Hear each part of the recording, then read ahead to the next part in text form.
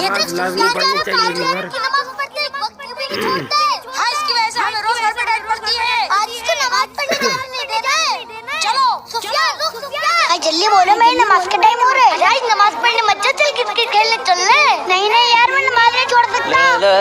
इसको असर की नमाज नहीं पढ़ने जाने देंगे। ठीक है। अरे वो देख सुफियान आ गया।